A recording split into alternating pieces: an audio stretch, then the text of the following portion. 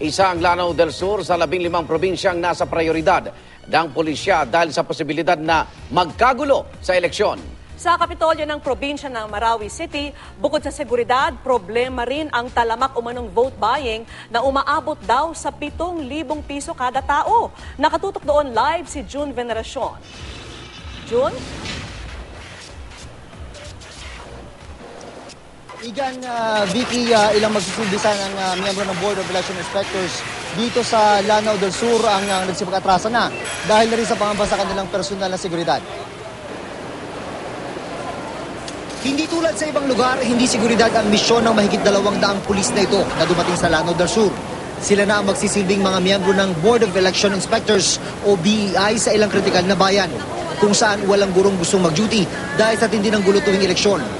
2 araw silang nag-training sa paggamit ng PICOS at pagpapatakbo ng botohan at makakatanggap ng 4,000 pisong honorarium. Ang perennial problem in Lanao is... Sa ngayon, pinakamarami na raw ang 6 na tawag kada araw na tinatanggap ng isang agent.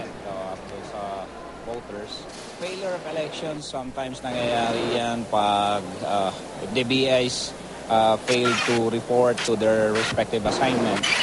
Bukod pa ang mga pulis na magsisilbing BEI sa mga bantay na pulis at mga sundalo na aabot sa 2,000. May mga nakastandby pang tropa na i-deploy kung kinakailangan. Kabilang kasi ang Lanao del Sur sa mga areas of concern o mga lugar kung saan mataas ang posibilidad na magkagulo ngayong eleksyon. Pero bukod sa seguridad, matindi na rin ang bilihan ng boto sa probinsya. Ang 3 first-time voters na ito. Sa ngayon, pinakamarami na raw ang 6 na tawag kada araw na tinatanggap ng isang agent. Iboboto niyo ba yun pagdating na eleksyon sa Lunes? Oo. Kung hindi nagbigay yun, iboboto niyo ba? Hindi. Di ba parang pinagpalit niyo na yung kinabukasan niyo dahil ibinenta niyo yung boto niyo? Sa tingin namin na siya mas karapat-rapat na mayor dito sa amin. Kung hindi kayo binigyan ng 7,000, iboboto niyo pa rin ba siya? Oo. Malapit siya sa amin eh. Tanong ng ilan, masisisi ba sila gayong isa ang Lanao del Sur sa mga pinakamahirap na probinsya sa bansa? Ano tanuman, kailangan daw maging mapagmatsyag. Kaya kinabitan na ng CCTV camera ang ilang polling center ng probinsya. Unang-una, yung mga tao dito, takot na ma-record yung mga ginagawa nilang kalokohan.